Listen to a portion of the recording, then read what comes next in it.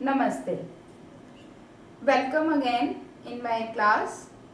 In previous lecture, we have talked about water and the sources of water. And now we will discuss the next topic, that is the importance of water. As we have already discussed some few points that why water is necessary. So now let's discuss the importance of water in more detail. Okay, so firstly we will do, as we know, water is required by plants and animals for the various life processes. So which life process we are talking about? First is, water is required by plants for the process of photosynthesis. Now here the important term is photosynthesis. What photosynthesis is? It is the process by which plants prepare food. In the process of photosynthesis, what happens? The plants, they acquire sunlight from sun, water from soil and air from the atmosphere and prepare their food.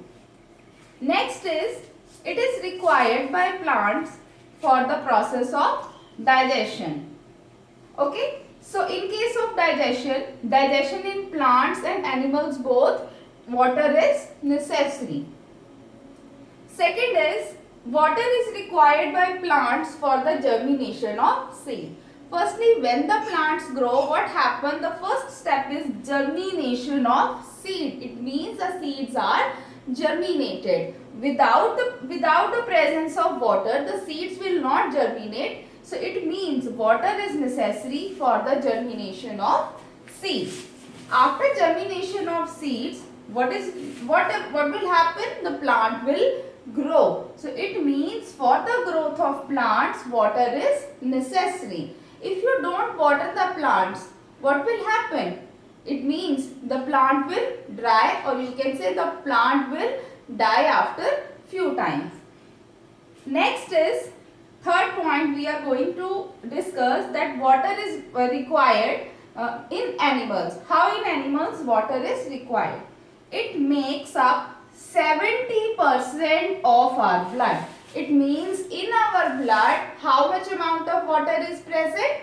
70% water is present in our blood. So now, what is the use of blood? What blood is doing in our body?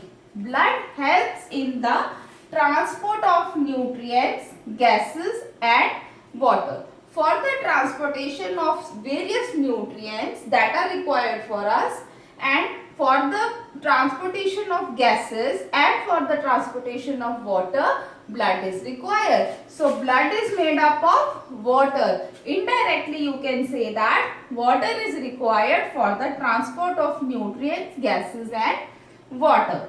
Next is, it helps us to maintain our body temperature. It is very important that how water helps us to maintain our body temperature. In summers, you know, the temperature, outside the temperature is very high. Whenever in summers, what happens? You sweat, means the water is being evaporated from your body and you feel cool down. Next, we will do some another important points or important uses of water. Now discuss some more important uses of water. As you know, water is used for the various daily life processes. For example, drinking. For drinking, what you require? Water. For bathing, also there is a need of water. For washing clothes and washing utensils, that is also that water is being required. For the process of cooking also, water is required.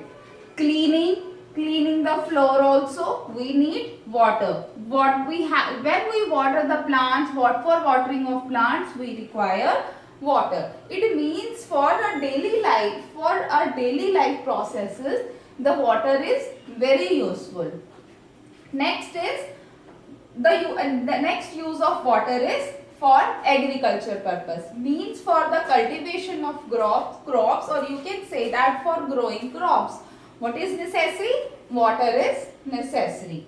Or in industries also, where the industries use the water, okay, for the production of various kind of substances or objects. Next is very important, that is for the production of electricity, that how electricity is produced with the help of water. Okay, so this is important. From here the question may be asked that how electricity is produced with the help of water. Water is stored in dams. Okay, what is the first step? Water is stored in a dam and it is used to generate electricity. It means here you can see I just draw that in dam the water is stored. Okay, from height with the high speed that water is fall on turbines. Okay, this is dam. From dam water is fallen on turbines that rotates. Okay, this is turbine and this turbine is attached to generator. Okay, what generator is doing? When the turbine rotates, the electricity is produced in generator and that electricity is being supplied. Firstly it is stored and after that it is supplied to our home. So what it is?